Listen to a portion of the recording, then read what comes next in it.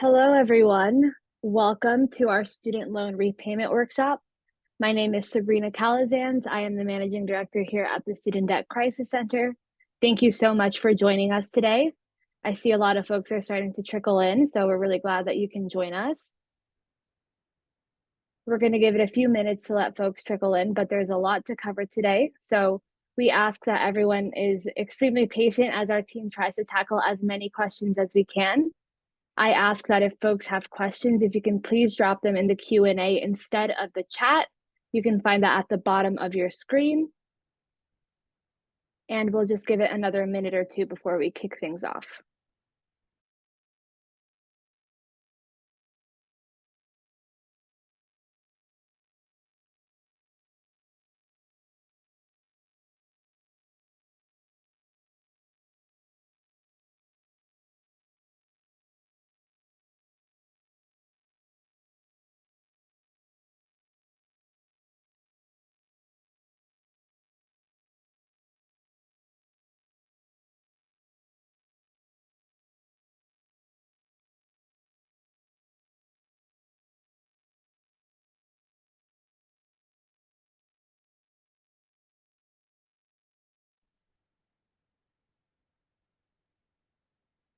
All right.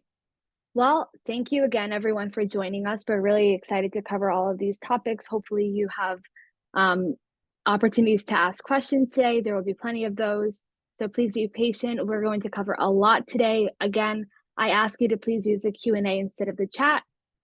There's a lot to cover today, so we're going to jump right in now. So with that, I'm going to toss it to my colleague, Sabrina Ashley, to go over today's program. Awesome. Thank you, Sabrina. Hello, everyone. I'm going to go over a quick overview of what we'll talk about today. So we'll get into the SAVE plan, the on-ramp to repayment, Fresh Start program, public service loan forgiveness, or PSLF, as you'll hear us say, and then the income-driven repayment and PSLF account adjustments. And at the end and also throughout the webinar, we are going to have chances to ask some questions live so we can hear everyone's questions. And again, we will try to get to as many as we can in the chat. And just a reminder that we are not financial counselors or attorneys. We are simply advocates and experts here to help you out. So we're going to start with some student loan types and servicers. So this slide provides a great flowchart of federal student loans.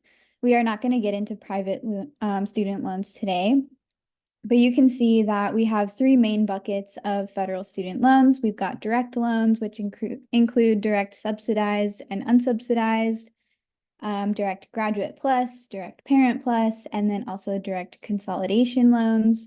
We've also got Perkins loans and FFELP loans, or Federal Family Education Loan Program loans. Those two types of loans are no longer given out. Perkins loans were primarily held by your institution. And with FFELP loans, we can see that there are different kinds as well. So subsidized Stafford, unsubsidized Stafford, FFELP Plus, and FFELP Consolidation. So when you have a student loan, you have a student loan servicer, and we've listed out some federal student loan servicers and then also the private loan servicers for you. So for federal student loans, we've got Aidvantage, AES, CRI, Ed Financial, Heartland, Mohila, Nelnet, and ASLA.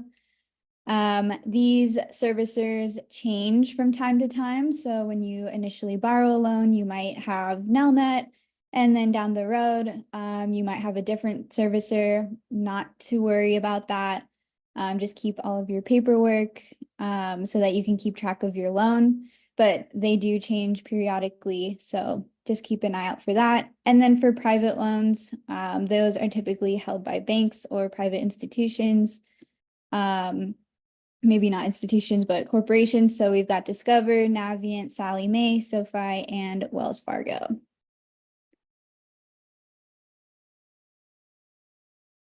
Next slide. Awesome. So as you may have heard in the news, there have been some servicer errors lately, and these include delayed statements, incorrect bills, billing errors in general, and the Department of Education has been holding these servicers accountable. And I do know that servicers are working through solving some of these errors. And as we'll see on this next slide, when there's an error on your loan and they are processing your paperwork, your loan is going to be put into an administrative forbearance. And this forbearance is different than a regular forbearance. And we have that on the bottom of this slide here. So for a regular forbearance, you do need to apply for it, but these administrative forbearances are involuntary, so your loans will just be put into them automatically. And so what this does is it puts your loan into a status where no payments are due, interest does not accrue, and the student loan remains in good standing. So with that, if you are working towards PSLF forgiveness or an IDR program, the months that your loan is in that administrative forbearance will count towards that PSLF and IDR program. The problem with this is communication. So some borrowers have not been told that they have been placed into an administrative forbearance, which is unfortunate. On this next slide, I believe, though, we're going to get into how to use studentaid.gov, and this is where you can go to look at your student loans and the status of your loans. So again, if you have any questions about your federal student loans or programs that are available to you, you're going to want to head to studentaid.gov. Make sure you type it directly into your search bar. Unfortunately, there are websites that might ask you for money or personal information that you shouldn't be giving out. So it's best to just type in www.studentaid.gov to go ahead and make an account with them. On this next slide, we will see what the login screen looks like. So you will have to give out some personal information, but they are looking to see your loans and to make an account for you. So you can either log in here if you have an account, or you can hit create an account and type in that information. And then once you log into your account on this next slide, we can see that you will land on what's called your dashboard.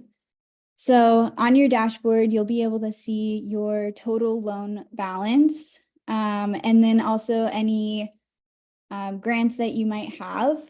And we have it whited out here in the center of these bubbles, but on your screen, you will have numbers there.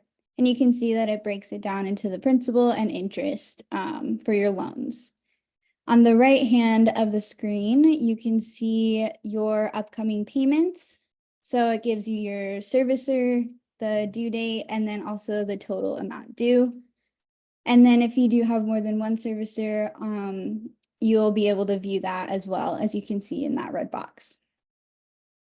When you are on the FSA or studentaid.gov website, it can get a little confusing. So if you ever do get lost, just hit that icon in the top right, and you can always head back to your dashboard. So once you're done making your studentaid.gov account, you will want to head over to your servicer website. We are using Nelnet here as an example, and you can see that it's basically the same process. You'll want to create an account with them or log in if you already have one. And there you can see more information about your payments.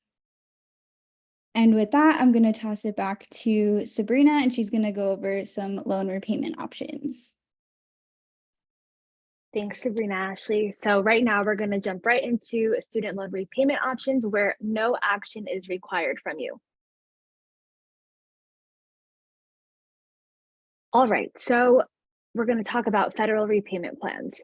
So first thing you need to know, there are these alternative plans, standard plan, and income-driven plans. The basic plan that folks are automatically placed in when you begin repayment is called the standard plan. If you graduate, if you drop, if you're no longer going to school, whatever the case may be, once you enter repayment, you're already enrolled in the standard plan. There are these other two options, the alternative plans, which we are not going to talk about today. It is something that doesn't help many borrowers. It is an alternative plan, as it says here. So we're not going to get into that, but the other option is the income-driven plan. The income-driven repayment plan, or IDR, is something that can help to lower your monthly payments, and we're going to get into that very shortly. But I just want to talk about how IDR is this umbrella term, and within it, there are different kinds of IDR plans. So we're going to talk today a little bit more about the SAVE plan. There's also the pay as you earn plan. There's IBR, income-based repayment. There's ICR, income contingent repayment, and there's ISR, income sensitive repayment. One of the things to note is that if you have direct loans, you are eligible for these IDR plans. Unless you have Parent Plus loans, you would not be eligible for the SAVE plan. But there's a caveat there. There is a way to have a Parent Plus loan be eligible for the SAVE plan. But with that, I'm going to put a pin there and just say that my colleague is going to drop a link in the chat, because next week on Thursday at 7 p.m. Eastern, we're going to have a webinar exclusively talking about consolidation and Parent Plus loans. So if you have Parent Plus loans, you want to learn about your options there, I encourage you to join us next week, where we'll talk about that a little bit more. Next slide. All right, so the 10-year standard repayment plan, that is what folks are automatically placed in. Borrowers are placed into this plan. It is over a 10-year period, and it is fixed monthly payments. So it does not fluctuate. It remains the same for all throughout the 10 years. But we know that for a lot of folks, this might be an unaffordable option. And so IDR plans, income-driven repayment plans, are an alternative option for folks who want to lower their monthly payment. And one thing that's really worth noting here is that currently we're in this protective period called the on-ramp to repayment. We all know that payments resumed in October of 2023 for most borrowers. Currently, we're in this 12-month period. And so this goes through October of 2024 for borrowers who miss their payments. If you miss a payment, you will not fall into default status or enter delinquency. You are essentially protected, and you do not need to apply to receive these benefits. So if you cannot afford your payment, you don't want to make a payment, that is an option that you have through the on-ramp. And then during this time, you also will not be reported, or should not be reported, to collection agencies or credit bureaus. There are some disadvantages to the on-ramp, though, that are worth noting. So if you're trying to collect credits for income-driven repayment, IDR plans, you will not receive credits towards IDR or public service loan forgiveness. That is just really important, especially if you're working towards that and know that you need to hit a certain number of credits. Also, interest will continue to accrue if you miss your monthly payment. So that is something that is important to note. And now, student loan repayment plans where you need to take action. All right, so I mentioned a few things about income-driven repayment plans. One of the benefits is that they help to make monthly payments more affordable. They can help to lower it. These payments are calculated based on income and family size. It's a percentage of your discretionary income that is calculated. It is not based off of your loan amount. This is especially helpful for folks who have lower incomes, who may have lost a job, or who have decreased incomes. It also helps to prevent folks from falling into delinquency and default, and it can help to lock in a lower monthly payment for a year. So 12 months, you'll have that payment locked in. Now, the downside of an IDR plan is that it does extend your loan repayment period to 20 to 25 years. So depending on if you have undergrad loans or a combination of undergrad and grad loans, that's where the 20 to 25 year gap lies. So what are the IDR plans available? I mentioned some of them before, but let's go over it again. If you look at this graphic, you'll see that from the left going towards the right, you go from most generous to least generous. The first one being the SAVE plan, which used to be the REPAY plan. Shortly, we're going to talk about the specifics of the SAVE plan and why it is considered to be the most generous one. Then we have the Pay As You Earn plan, which is going to be phased out in 2025. It doesn't mean you have to get out of it. It just means that new folks will be able to enroll in it. There is then the IBR plan, income-based repayment, and then ICR, income contingent repayment, which is the only current available option for Parent Plus loans, with the exception of the conversation we'll have next week on SAVE. Now, what are some of the basics for SAVE? So qualifying loans, direct undergraduate and graduate loans qualify. And if you have a direct consolidation loans, the important part here to note is that you have a direct loan. So loans that do not qualify are FFELP, which are the Federal Family Education Loan types, which do not qualify, and the Parent Plus loans. Now, with the SAVE plan, there's an option for you to automatically recertify your income each year. So it'll give you an option to check off during your application for the plan that says that you allow the IRS and the Department of Education to work together to automatically pull data from your tax return, therefore verifying what your income is and basically laying out what your monthly payment will be. If you don't recertify or you don't check that off and you miss calling your servicer and notifying what your income is, you will then have capitalized interest event. And that is just not something that folks want to deal with. So there is an option to opt in when you're filling out the application. There's also the option to opt out, and that usually is for folks who don't have steady incomes. Their incomes fluctuates. It might be that you work more during one time of the year and maybe you don't work at another time of the year, and it's not beneficial for you to have that recertification. And it's better for you to call when you're not working to say, I'm currently making $0, so that you can lock in a $0 or a low dollar payment versus when you're working and making more income, if that makes sense. All right. Now we're going to talk a little bit about some of the phases throughout the SAVE plan. There are some things that have already gone into effect now, and there are other phases in which in the summer of 2024, we will see some new parts of the plan kicking in. Right now, if you look at the chart here, you can see what an estimated monthly payment is under the SAVE plan. Again, it is based on your income and your family size. So here we see that a single borrower who makes about $15 an hour or less, about $30,000 a year, should have a monthly payment of $0. And we see that a family size of 4 making less than $60,000 should have a $0 monthly payment. So SAVE tends to be the most generous plan. This is most helpful for lower income folks, for larger families. It is something that a lot of folks stand to benefit from.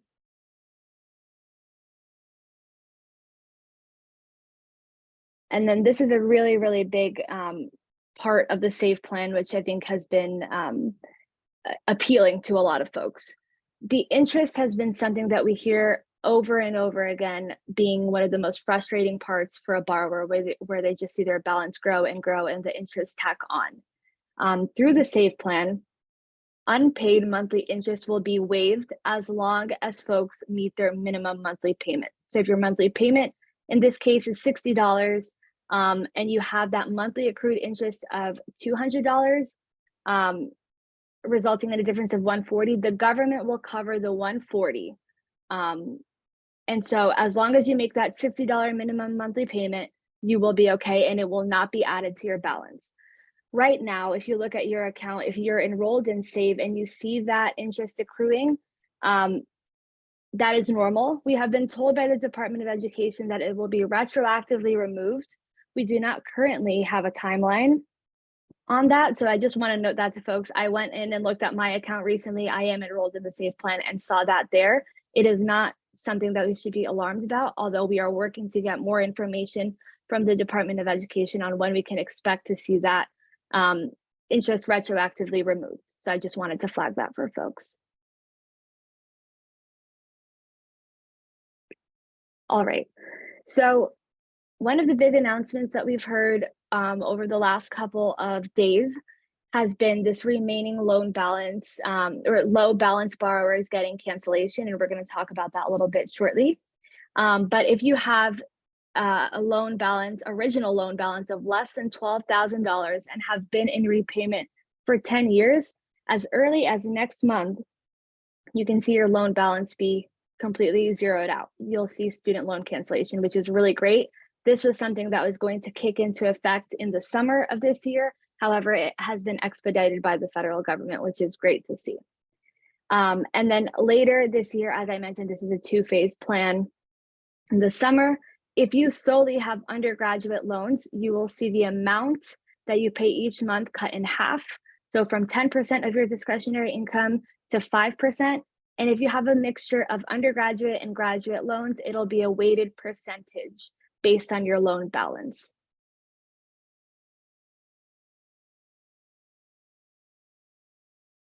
All right, so this chart is detailing what I was referring to when I said the low balance borrowers. So if you have less than $12,001, so 12,000 or less, your repayment term would be 10 years before you got your student loan canceled. And it's on a sliding scale, so it's not just 12,000. So if you have 13,000 or less, that would be 11 years. If you had 14,000 or less, that would be 12, and so on and so forth. In this case, this is the repayment term for undergraduate debt. So if you have a balance less than 21,000, you will see less than 20,000, you'll see repayment completed in 19 years or less. So this is a way to expedite the regular repayment term of 20 years.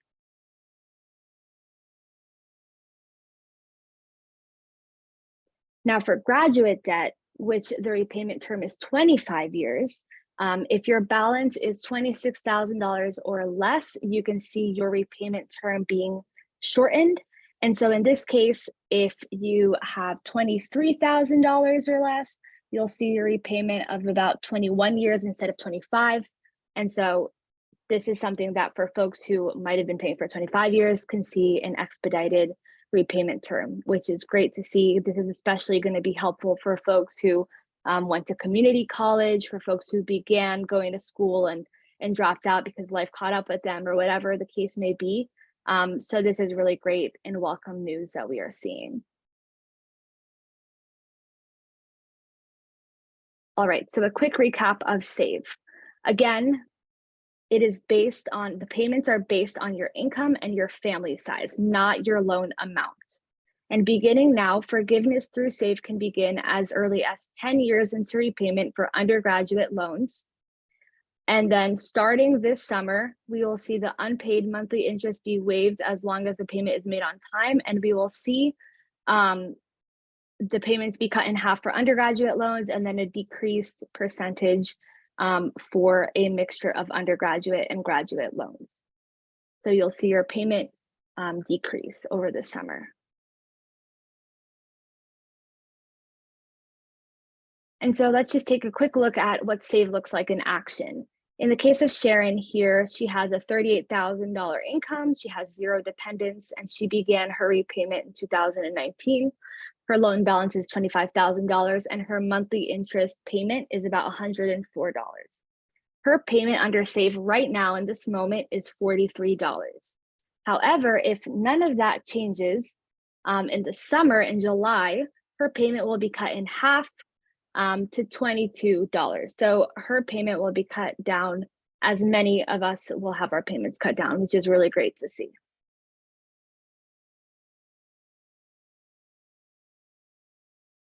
Again, if you are interested in enrolling in an IDR plan, including SAVE, you can do so by submitting an application at studentaid.gov.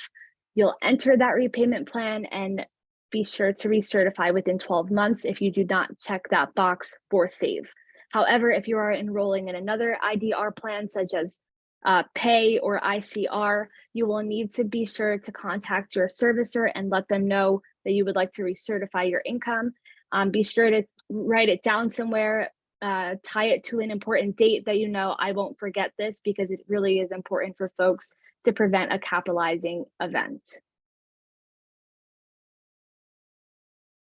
And I know that was a lot of information that we just covered in a short amount of time. And so I do want to toss it to Sabrina Ashley from our team, who's going to be answering or bringing up some questions that we've been seeing in the chat here. So again, please be patient with us as we try to get through them and continue covering the rest of this presentation. Sabrina Ashley. Awesome. Well, I've only got a couple of questions that I will put in here. So one of them is about the on-ramp program. So with the on-ramp, if folks utilize it and they have to miss payments during this time, do they have to pay back all of those payments at once, or what happens when they miss that payment? Are they going to have to push back the deadline on whatever program they're in? I can jump in here. This is Spencer. You would just have to, it's basically pushing back those payments. They are not all due in October. It just shifts the timeline. But as Sabrina Calazans mentioned, interest will accrue during that time. So you will have to pay that back as well. So, that is something to consider, but until October of this year, missed payments will not have to be paid back all at once. And you also will not go into default for missed payments until October. Awesome. Thank you, Spencer. And then I've just really got one more here about the SAVE program and the processing time. So this person said that they applied to the SAVE program and they keep getting the same auto email from Nelnet about the application processing, and they're wondering if they should submit another application for it, or is there another way to make sure that they get transferred into the SAVE plan? And I think a lot of folks are in that boat where it's been a while and they're just not sure what to do while they're waiting.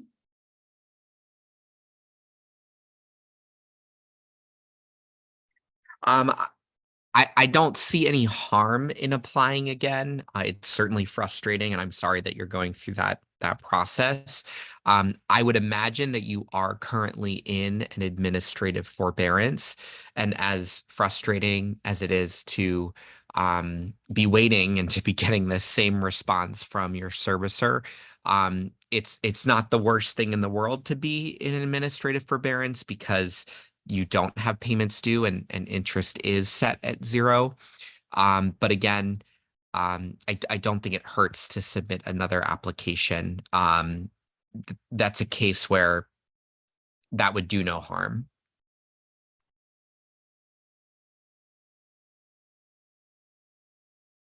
Awesome.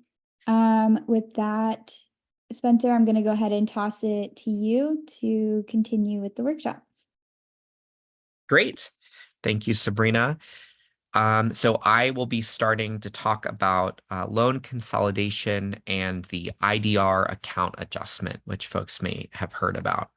So first, just talking about the advantages of consolidation on the next slide. So if you consolidate your loan, you will have one single loan with one monthly payment. Whereas if you have multiple student loans, especially if you may have multiple servicers, you can have to juggle all of that. You have one fixed interest rate for all of your loans. It's a weighted average. What's really critical, though, and a huge advantage of consolidating is that you unlock your eligibility for the most affordable IDR plans, and you get access to forgiveness through public service loan forgiveness. I think if we could just go back at least a couple more.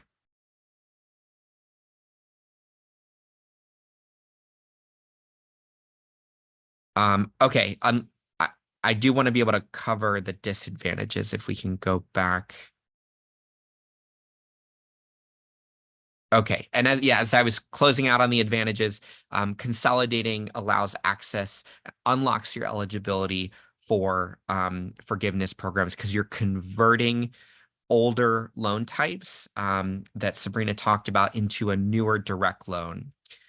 Next, I'll touch on the disadvantages. So you will have a potentially longer repayment period. However, if you are consolidating in order to get forgiveness and you get that forgiveness, you won't have a longer repayment period because you will have gotten your loans forgiven.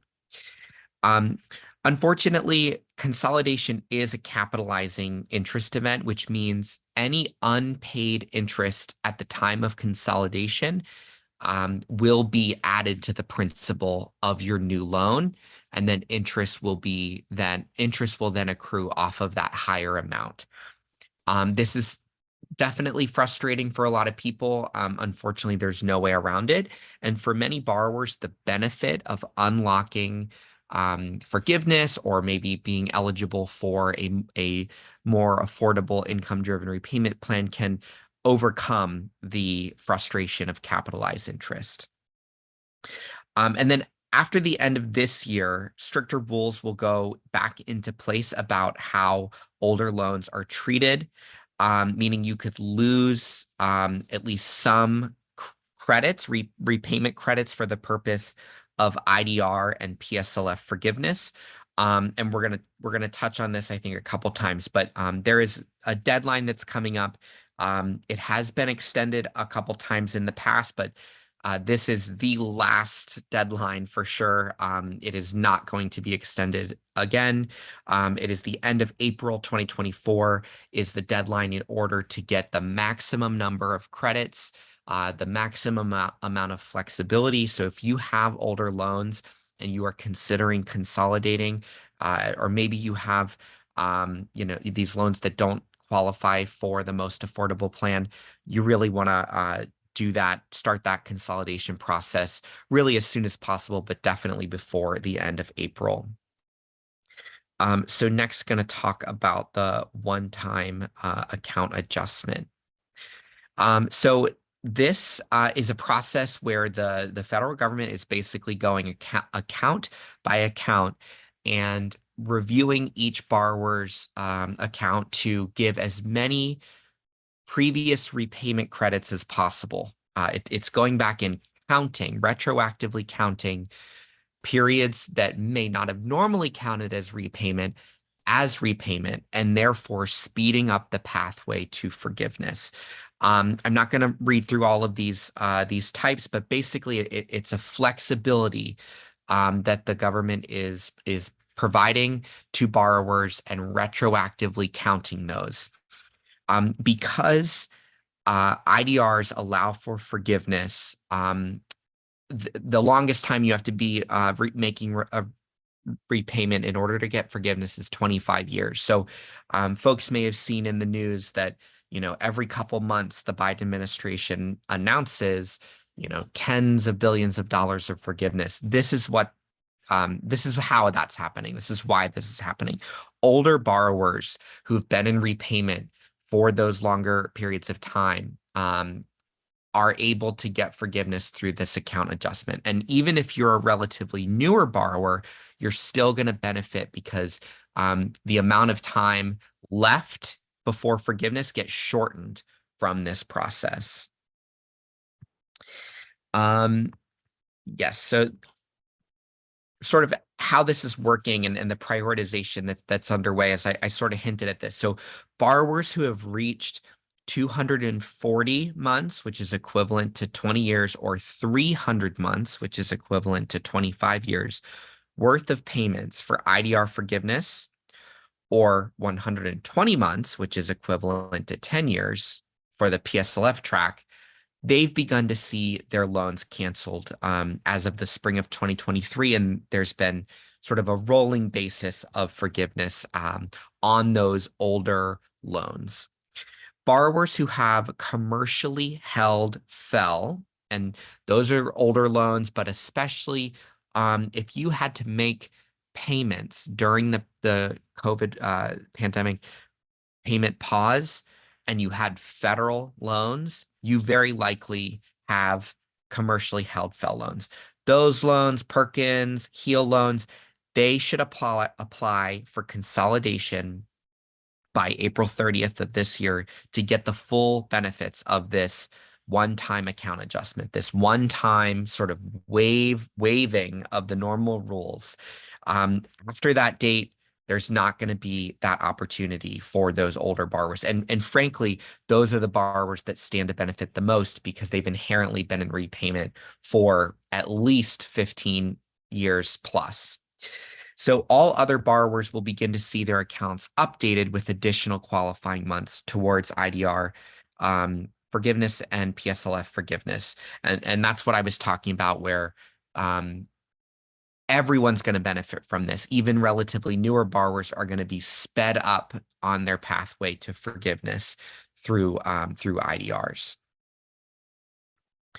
So next, we're going to show an example of how this is actually happening. So we have Diane here. She's an administrative assistant at a private firm.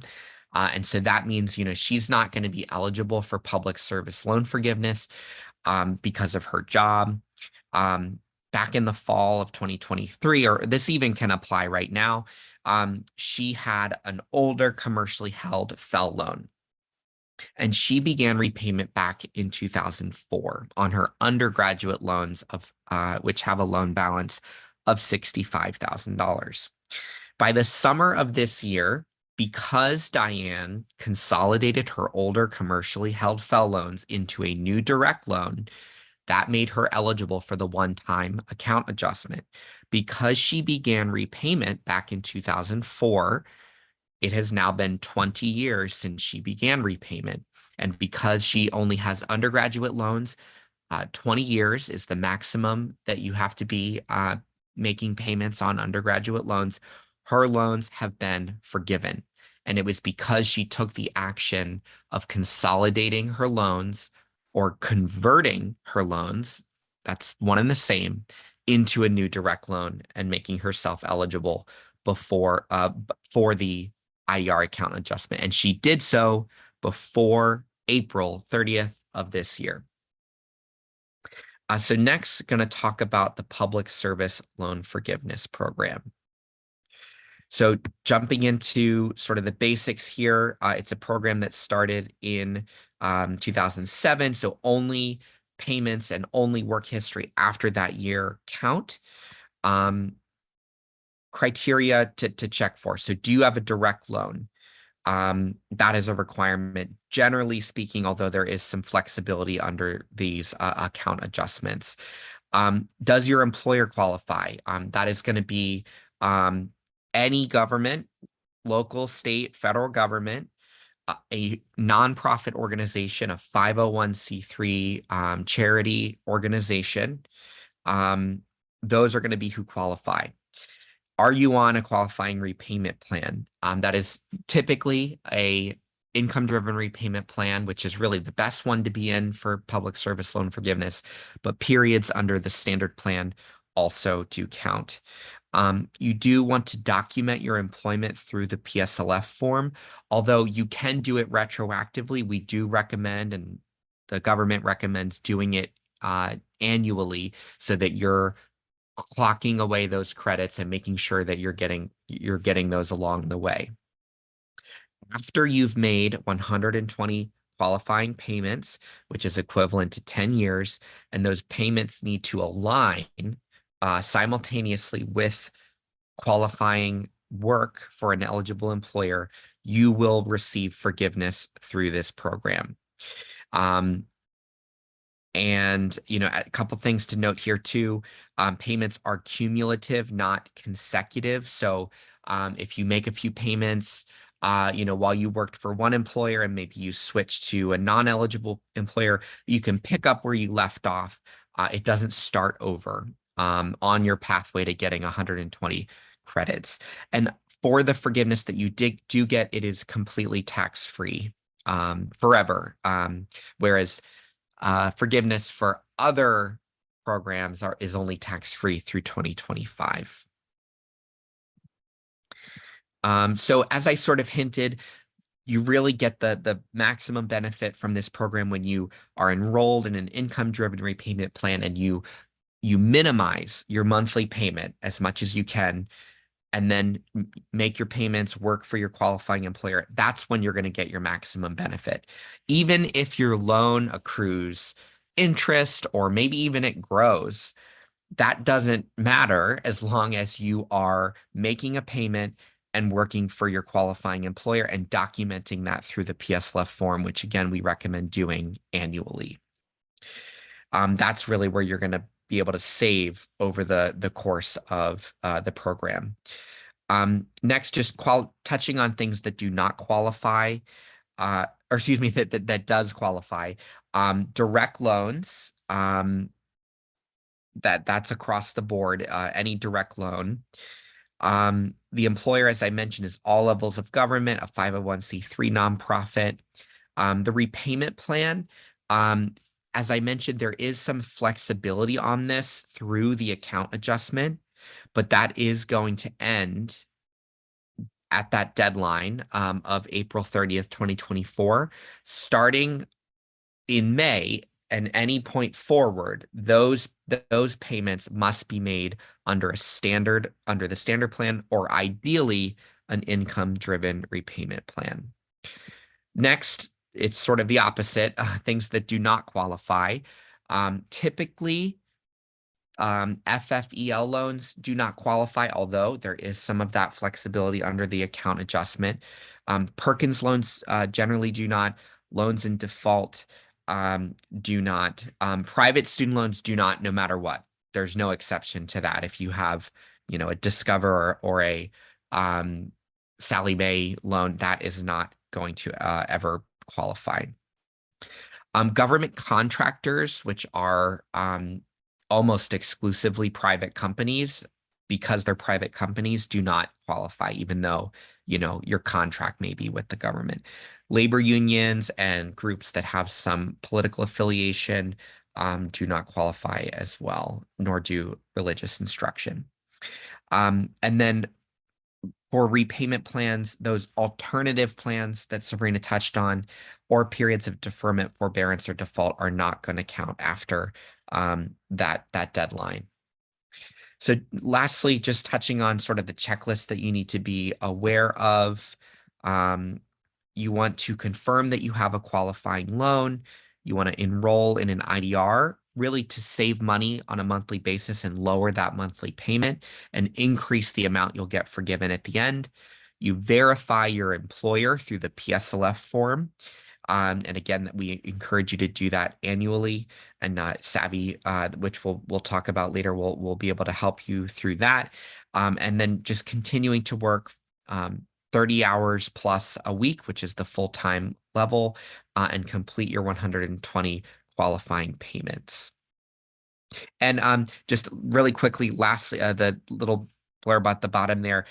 If you were qualifying, if you worked for a qualifying employer during the payment pause and you had a direct loan, you are a third of your way there in order to get PSLF. So just something to keep in mind if you're maybe just learning about this for the first time, but you've met those other eligibility criteria, you already are a third of the way there, if not more, from the payment pause. Next, just touching on how the account adjustment sort of intersects with PSLF. It's the same sort of flexibility that I was referencing. It also is going to apply to, excuse me, if you have commercially held FFEL loans and you convert those into a direct loan before the account adjustment, you will be able to get some of those retroactively. And then I do want to touch on really briefly the PSLF buyback. What it is it's an opportunity to make payments when there were months of qualifying employment, but no payments were made because a borrower was in certain deferments or forbearances.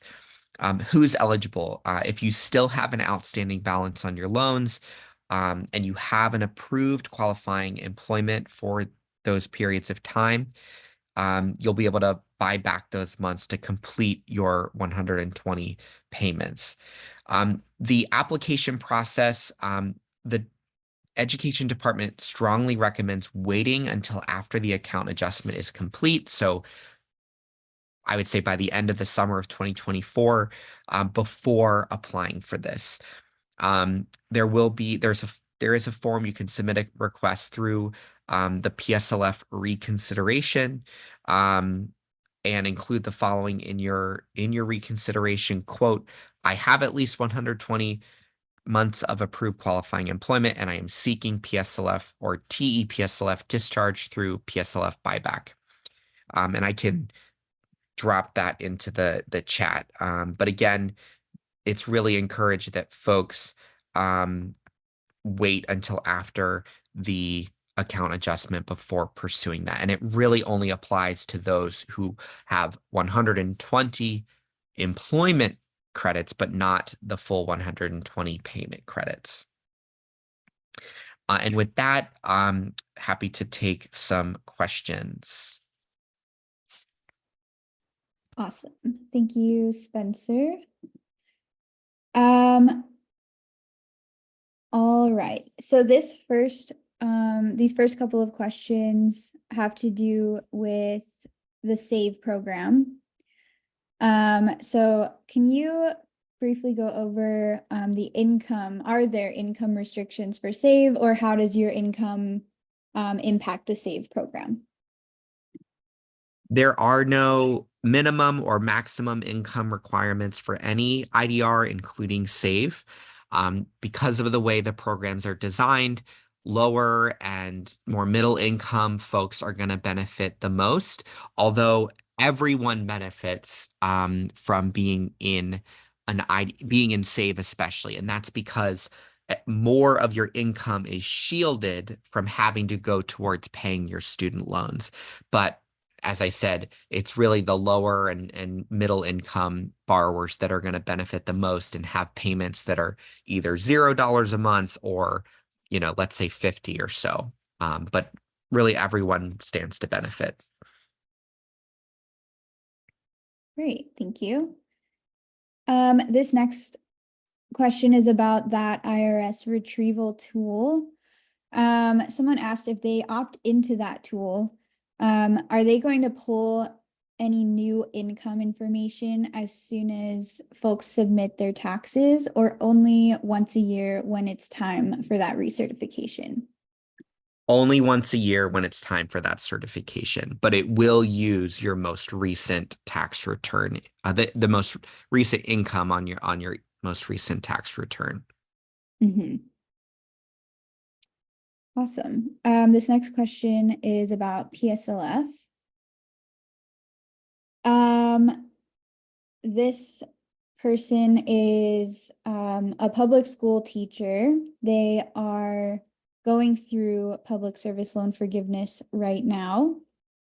But they're having issues because their very first job was at a public school academy that was a for-profit at the time that they worked there, but they're not anymore. Is there anything that they can do about that?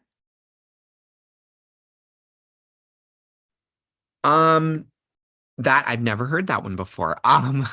There is, I'm just, for context, I'm sort of speculating here, but there is a chance that because of the way that the entity is currently classified, I don't know if this borrower has attempted to fill out a PSLF form and to see how many credits they have earned so far, but there is a chance that because the entity is now a nonprofit or a full public school, or not private schools are eligible, to be clear. They just have to be nonprofits. Because that's the current status, the department and MOHELA, the student loan servicer for PSLF, may just count those because the entity is currently eligible. Now, again, I'm sort of speculating here. I think it'd be harder to be in the reverse scenario if, for whatever reason, an entity lost its nonprofit status, I'm sure it would be quite difficult to go back and prove that it was at one point. So that, I guess that's my initial thought. That would be the ideal, because if the department or MOHELA is able to know that it was not a nonprofit back when this person was working there, it will be hard to earn, to have those count, because you do have to have the alignment between eligibility with your employer, working there at least 30 hours a week, and then making that payment kind of all in the same month. Mm-hmm. Great. Thank you, Spencer. I've just got a couple more and then we can move on. So this next one is a common one that we get. Is there a place that shows you the exact amount of payments that you have? Not yet for everyone, but soon there will be. So if you are pursuing public service loan forgiveness and your student loan servicer is MOHELA, and by pursuing, I mean you have filled out at least one public service loan forgiveness form and therefore have X number of credits. I can say this personally, having just switched to MOHELA because I'm pursuing public service loan forgiveness, you're gonna see in your dashboard the number of credits that they have recorded for you so far. That's for those pursuing public service loan forgiveness. For all other borrowers, the answer is not yet, not right now, but I believe by the end of the year, especially after the IDR account adjustment has been run, every borrower on studentaid.gov, I believe, is where it will be located, will be able to see the number of payment credits they have made and how close they are to forgiveness, how close they are to IDR forgiveness over 20 or 25 years.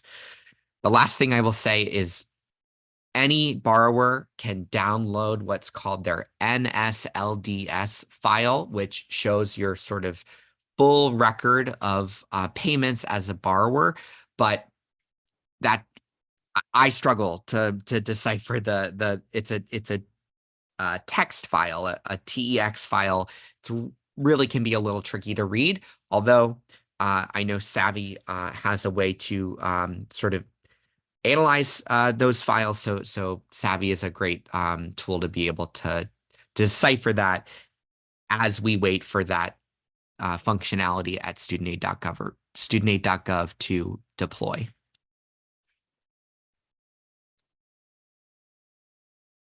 Awesome. Thank you.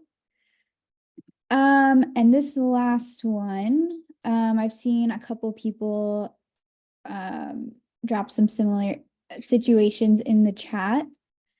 And it's about the adjustments. Some folks have consolidated their loans at one point, and now they have new servicers, and they only have information with their new servicers going back to that date of when they consolidated their loans.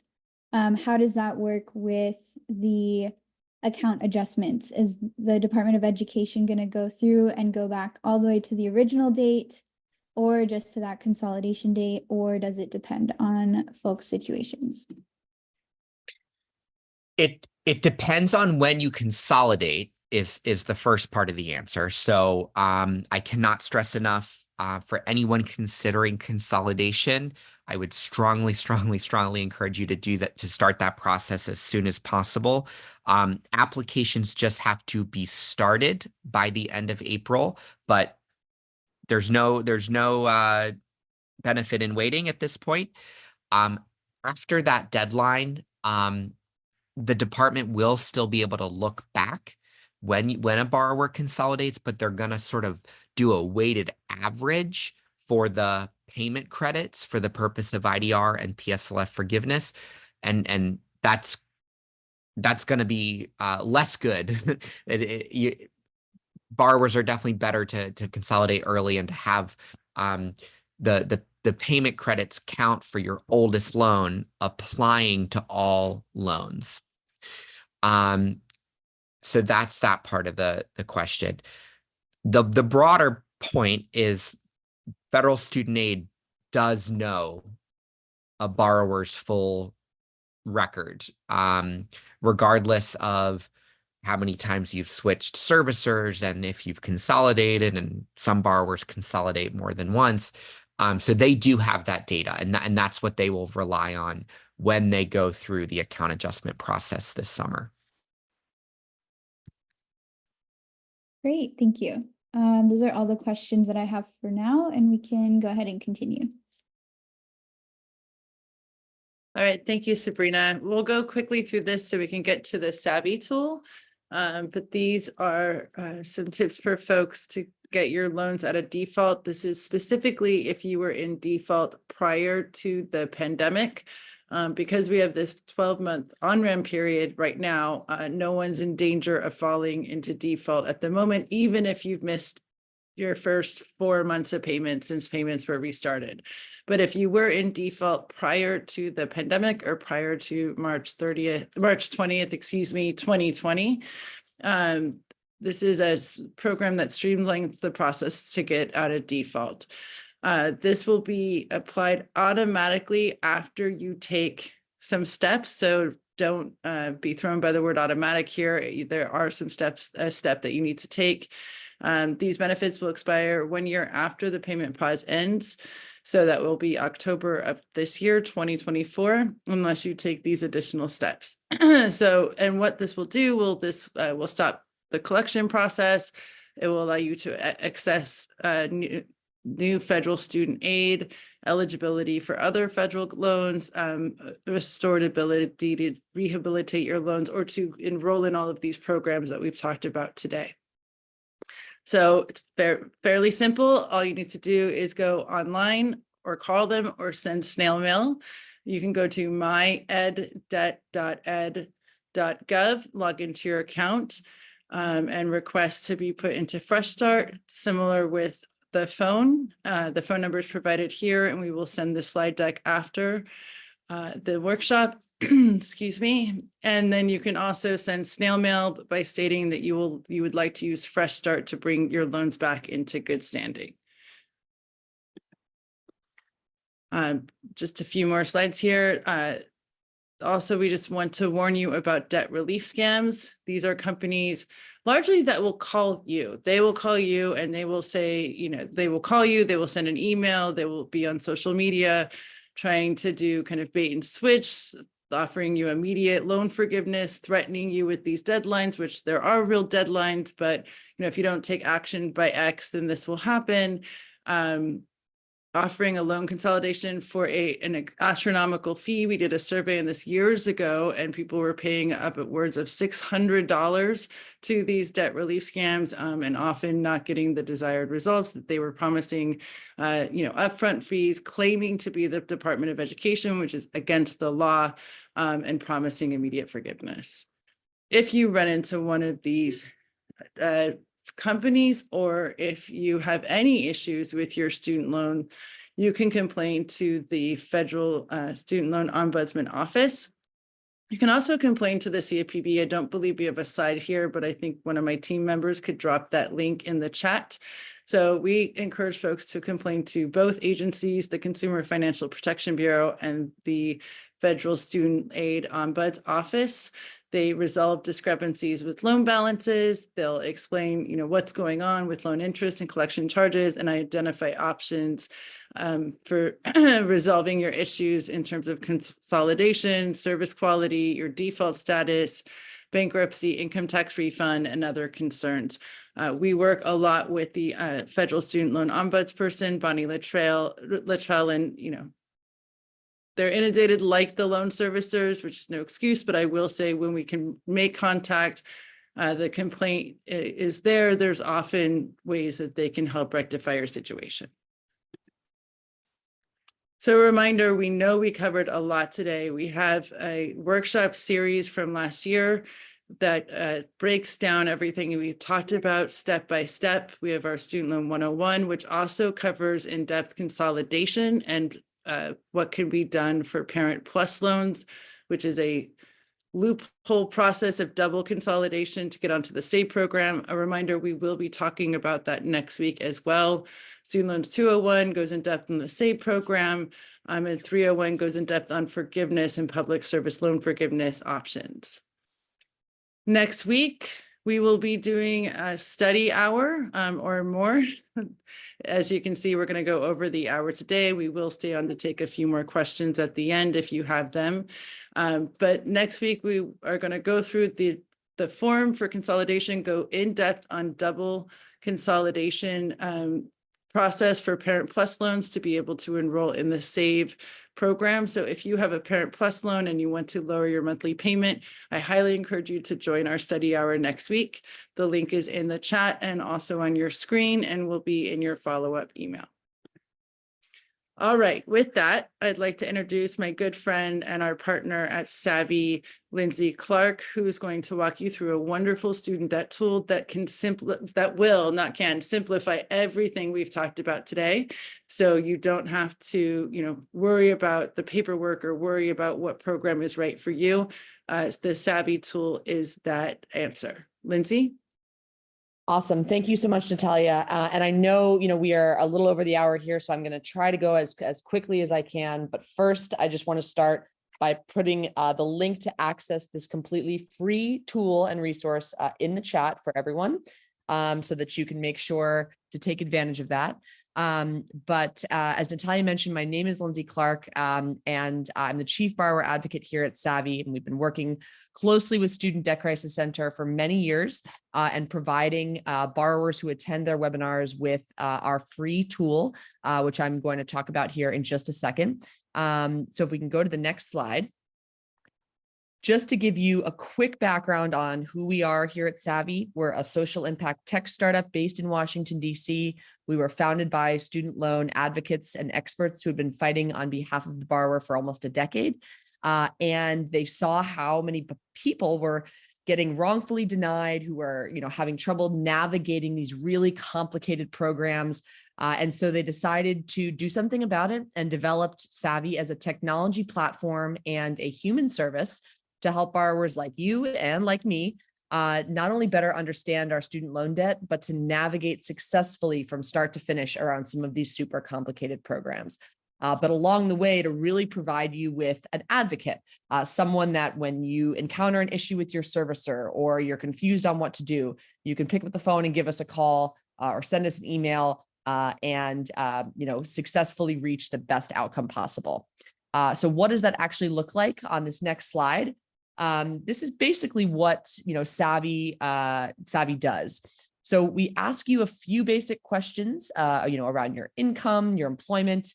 All of this is to help us identify the optimal repayment and potential forgiveness plan for you. So it's completely personalized. We monitor for new programs and policy changes. So any new announcement that comes, we're incorporating that into the tool. We're emailing and communicating that to you. And then we take it a step further. All of the administrative burden that you encounter throughout this process, the applications, the paperwork, the recertification, all of that, we take that on for you. So we help to complete those applications and submit them digitally on your behalf. And then we track them with you to make sure that they reach the desired outcome. So we hold those servicers accountable if they're taking too long to review, et cetera.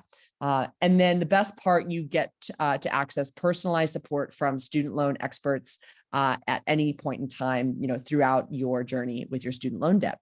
So again, you can access and start that process by going to sdcccampaign.buysavvy.com. And again, I put that link in the chat. And I'm going to show you sort of what that account looks like and how you can kind of get started. Again, this is 100% free. You will never be charged. This service is grant funded and is brought to you again, thanks to Student Debt Crisis Center. Truly no better advocates out there for borrowers. So when you create your Savvy account, you'll have a dashboard that looks like this. It's sort of like mission control for everything student loans.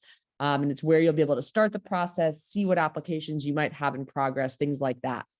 On the next slide, you'll see from that dashboard, you can also invite your friends and family to take advantage of Savvy as well. So you can enter in their email address, they'll get a link to start that account. We know you have student loan debt. It's likely you are related to someone with student loan debt or know someone with student loan debt. So we really want to try to help as many people as possible. And then on this next slide, so again, I mentioned all of the services that you're provided are completely for free. And you can basically select to sort of opt into that free service, what's called our essential, from that dashboard as well. So you can, simply click that button, you're not asked for any information, and that'll guarantee that you can access, our one-on-one chat support, phone number, all of that good stuff. And then when you're ready to get started, it almost feels like a TurboTax for your student loans. We're going to you can fill out all the information in one place, and then you'll be able to do all the different applications that you need to submit from there. So we're going to ask you again some basic questions, around your family size, right? This is stuff that's going to be important in calculating your income-driven repayment plan. On the next slide, we're going to ask you some questions about your income, right? Again, important in determining what that payment amount could look like, whether it be on a standard plan or an income-driven repayment plan. On the next slide, we're going to ask you about your employment. This is really important for helping determine your eligibility for programs like public service loan forgiveness or even teacher loan forgiveness. You can enter in your current employer or any previous employment you might have had. We highly encourage you to do so because that'll just help us refine our estimate around your eligibility. We have a database of all of the PSLF and TLF, teacher loan forgiveness, eligible employers in the country. So when you start typing in that employer, it would pop up from that drop-down menu. We'll ask you some further clarifying questions, and you can go from there. And then the last step in the process is just syncing your student loans. So we provide a loan sync through a secure technology called Plaid. If you have a Venmo account and you've used Plaid before to link your accounts, what it allows you to do is to select your servicer. So let's say Navient in this case, enter in your Navient username and password credentials, and it's going to sync over a read-only snapshot of that data. So it doesn't give us access or anything like that, but just allows us to see those important numbers like your balance, your interest rate, your loan type. All right, let's say you don't know what type of loan you have, but when you sync over those loans, we're going to be able to tell. And if you have a loan type that would require consolidation in order to be eligible for some of these programs, we actually flag that for you. So this allows us, again, to be able to help you understand exactly what you're eligible for. And then that's the last step. After you sync those loans, we show you what those options look like. So you'll get to see, a bunch of different repayment plan and potential forgiveness options. You'd see what that new monthly payment would be, what that total payment over time would look like, how long until you'd be eligible for forgiveness or you'd be done repaying that loan, down to the year and month, and how much in potential forgiveness you'd be eligible to receive. And then from there, the next step is really about submitting those applications. And that's, again, where we help to take that on for you. So especially for someone who's trying to apply for public service loan forgiveness and has to submit those employment certification forms, so oftentimes multiple, right, for multiple previous employers. Literally with the click of a button, we handle that entire process for you. So on the left-hand side here, you can see that Start ECF. This is someone with 3 different employers, 3 different periods, 3 different forms. They click that, we pre-fill and digitize the form, and we actually send it to your previous employers for you. We collect that signature and then submit it to MOHELA on your behalf. And then once it's submitted, we track and monitor that. So on the left-hand side here, you can see someone with 3 different employment certification forms, as well as their income-driven repayment application, all in one place. And then if they zoom in on the right, they'll see exactly where they are, what's been submitted on their behalf, what we might still need from them, estimated wait time, on the servicer side, right? All of that is monitored again, so we can really keep the servicers accountable. And if there's any delay or you're having any issues or you get wrongfully rejected, you reach back out to Savvy and we get right on the case for you. So it really, really helps the process and takes a lot of stress and anxiety off of you, the borrower. And then last but not least, our customer support. So if you have any questions or need any help at any point along the way, click Contact Support in your Savvy account, and you've got a few options. First, you can always access our help center. We've got tons of great content and resources on there. You can send us a message directly through your Savvy account. And the dedicated agent that is assigned to your account will be the person you work with throughout your entire experience. Okay. So whether that's over days, weeks, or months, or you can give us a call. We are available weekdays from 9 a.m. to 5 p.m. Eastern, and the number is in that support module from your Savvy account. All right, so you can give us a call, ask any questions you might have, and those are student loan experts that are on the phone. We have a 2-second wait time on our call center, by the way. So just saying, compared to what many people are experiencing perhaps with their servicer. All right, so what's next? Again, you can create your free Savvy account, right? Enter in that information, see what your best options are, complete those applications and get them submitted, and then reaching out to our support team if you need any assistance along the way. And again, you can access and start that process by going to sdcccampaign.buysavvy.com. And again, I'll put that link in the chat for anyone who needs it. But I think we're going to turn it back to answer maybe some last remaining questions. Yes, thank you so much, Lindsay. Before you get too comfortable though, we had a lot of people asking for contact info in the chat, and I know you talked a lot about it, but just so everyone can hear and get it, can we drop the contact info in the chat one more time, and then also I'll give you another second to let us know how we can get in touch with you all. Yeah, like I said, the best way to do it is through your Savvy account. That way, it's not going into someone's personal email or anything like that. So if you go to the link that I posted in the chat, and I'll post it again, and you can click sign up in that top right-hand corner and sign up for that account. And then you'll basically click that contact support button and you can send that message right into our support team. That way it sort of creates an official support ticket for you and tracks your case and everything like that. So that is honestly the best way to initiate that process rather than sending a separate email. And that way too, also, if you've got that Savvy account, you can start entering in some of that information, syncing your loans. All of that's going to help our support team when they're talking with you and looking at your case, right? They're going to be able to verify it based on that information. Now, just to clarify, Savvy is not a servicer. Okay. So we don't take the place of, your servicer, Nelnet, Mohila, et cetera. You can kind of think of us like an intermediary or an advocate on your behalf. So we might do things like submit an application on your behalf, or help you resolve an issue with your servicer, or, help you understand what your best options are. But you're always gonna, have to interact with that, your servicer, and continue to make payments there. So just wanted to clarify that.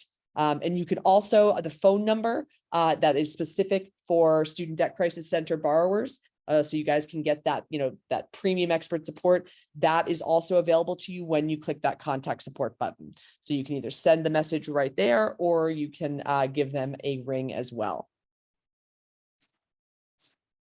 Awesome. Thank you again so much, Lindsay. All right. I know we are a little bit over time, so I'm going to rapid fire through some of these questions. We've talked a lot about student loan forgiveness or cancellation through several different avenues. So the number one question I've been seeing is, where do things stand in regards to taxing student loan forgiveness?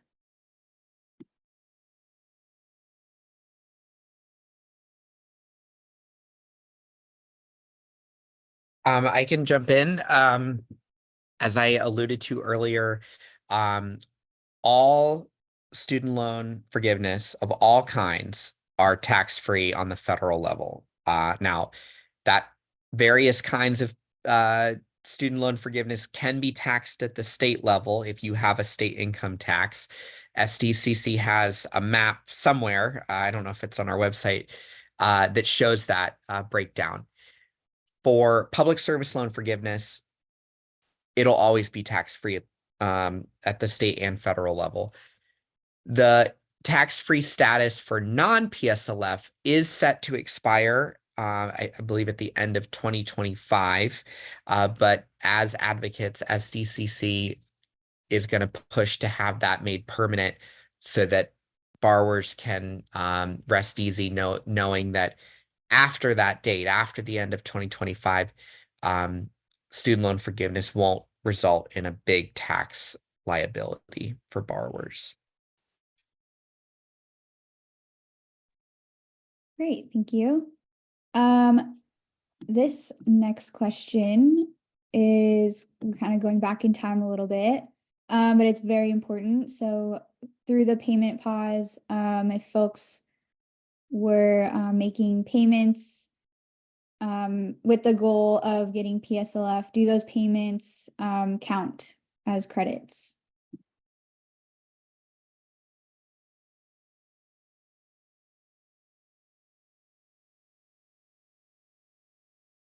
If someone else wants to jump in, I admittedly was reading a question through the Q&A and I can't do both at the same time. Sorry. No problem. And I'll go ahead and repeat that question. It's if you were making payments with the goal of getting PSLF through the payment pause, do those qualify for credits for PSLF?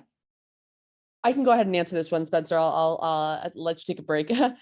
Yes, you can get credit for those payments as well, as long as the loans, were direct loans. So you're going to want to make sure, that your loans were the right type. But yes, if you were making voluntary payments, you can absolutely get credit for that period of time. Assuming that you were working for a qualifying employer during those 3+ years as well. Awesome. And on the topic of payments, I know we go back and forth talking about eligible payments or qualifying payments. When we're using that terminology between eligible and qualifying, can we differentiate that really quick? I've seen a couple of questions in the chat. I use them one and the same. They mean the same thing. Awesome, thank you. With these account adjustments, how do folks know if they have received those adjustments? Where can they look? So if you are a borrower with older loans that have been in repayment for 20 or 25 years, whether you had undergrad or grad debt, and you have direct loan, or you at least don't have commercially held FFEL loans, you are going to get forgiveness through the one-time account adjustment. If you have loans that have been in repayment for less than that time, less than 20 or 25 years, you're going to see on your studentaid.gov dashboard, and I believe it's supposed to be, I think, by the end of this year, after the account adjustment is run, every borrower will be able to see how many qualifying payments they have for IDR forgiveness. And as I mentioned, any borrower who has completed a PSLF form already has that through their student loan servicer for PSLF, which is exclusively MOHELA. Awesome, thank you. On the topic of PSLF, if you are in the process of going towards PSLF, but you have to go back to school and you borrowed more federal student loans, what happens to that application? Do the PSLF credits restart? Do folks need to consolidate those loans? Can you just give a broad answer for that? I can take this one if that's helpful. So if you're going back to school and you already have student loan debt, normally what happens is your existing debt goes into a status called in-school deferment. Now, when you are in an in-school deferment, that basically means that you don't have to make payments on the debt that you had while you are in school. However, if you are trying to continue, progressing towards the 120 credits under public service loan forgiveness, and, I'm not sure if you're going to continue working 30 hours or more at a qualifying employer, while you're going back to school, but I just want to make sure that you're aware that if you're in an in-school deferment, okay, you won't get credit for towards PSLF for that period of time, even if you are working 30 hours or more at a qualifying employer. That is the one kind of deferment that you do not get credit for, even retroactively under the one-time account adjustment. So if you are able to afford making payments during when you go back to school, I would recommend, if you want to get credit and you're going to be working for a qualifying employer during that time, what you need to do is you need to call your servicer and verbally opt out of the in-school deferment. That's the only way to get out of it, and then enroll in an income-driven repayment plan. And that's how you can basically, go about continuing to get credit towards PSLF during that time. Now, if you're not going to be working for a qualifying employer, then that changes things, right? And then you can take advantage of the in-school deferment. But I've seen a lot of borrowers who've gone and been working while going back to school but been in school deferment and never realized that unfortunately won't count. So just wanted to make you aware of that. But as far as any credits restarting or things like that, that won't happen. So any credits that you've accumulated up to this point will remain. Again, you don't have to get to the 120, consecutively. It's just a cumulative total that you have to reach. And then, the debt that you take on for school, once that goes into repayment, then you'll be able to start accumulating credits towards the 120 on that. So you could be at different sort of points or progressions towards that 120 on, the different debt that you took out at different times, right? So the debt for the school that you're about to go to, again, won't be able to start accumulating credit towards PSLF until after it goes into repayment.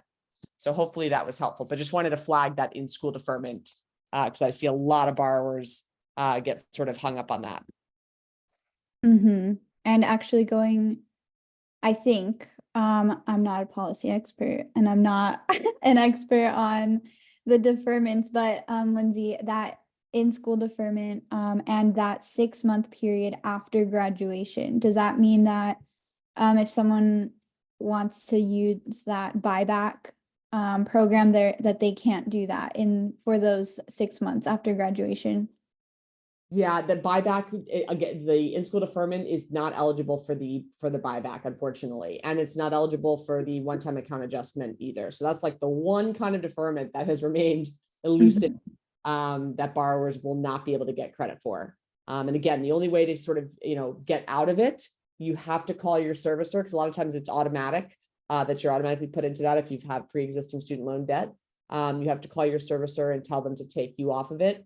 However, once you're taken off of it, you can't go back on it. Okay, so just want to make sure everyone's aware of that. So you definitely would want to think about what your payment plan is going to be during that period of time, so that you can, make sure that you continue to accumulate credits towards PSLF. And again, you would need to be working 30 hours or more for a qualifying employer, while you're in school, in order for that period to count anyway. So just some things to consider. Awesome. Thank you so much.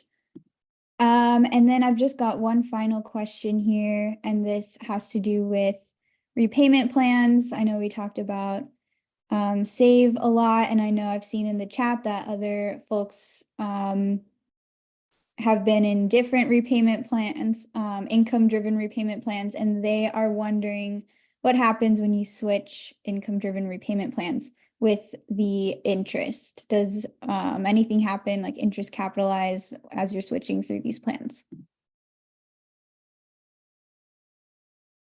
Yeah, normally income does. So switching repayment plans is what's called a capitalization event, meaning yes, it would capitalize. Coming out of a forbearance or deferment back into repayment is a capitalization event. The end of every year, capitalization event. Going into repayment, whether it was in October or whether it's, for the first time after graduation, a capitalization event. And switching, repayment plans is also a capitalization event. Hence why we were in a student debt crisis where people owe, triple what they borrowed. So yes, the answer short and long is yes. You can check how much interest has accumulated up to this point that has not been capitalized yet. Usually that is available on your servicer account. So then might be worth sort of checking that out. But again, it's also, you want to think about, keep in mind enrolling on the SAVE plan, for example, right? That interest or the interest element there where, regardless of how little you're paying each month, any unpaid interest will not be capitalized. That's a huge benefit of that plan. So that might, outweigh any disadvantages of that initial interest capitalizing if you would, were to switch into it. So just something to consider there as well. Awesome. Well, thank you so much. Those are all the questions I have. So I will go ahead and toss it back to Sabrina or Natalia to close this out.